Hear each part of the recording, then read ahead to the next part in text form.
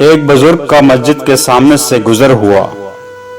انہوں نے دیکھا کہ مسجد میں اذان ہو رہی ہے مگر کوئی بھی نماز پڑھنے نہیں آیا۔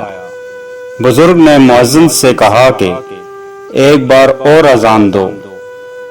دوسری بار اذان سن کر بہت سے مسلمان جمع ہو گئے اور مؤذن سے جھگڑنے لگے کہ دوبارہ اذان کیسے دی۔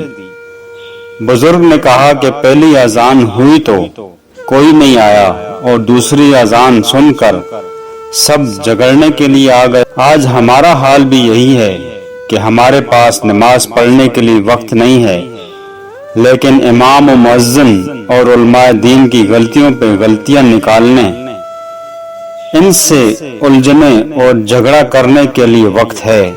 اللہ پاک ہمیں فسادیوں کی صف سے نکال کر نمازیوں کی صف میں شامل کرے، آمین۔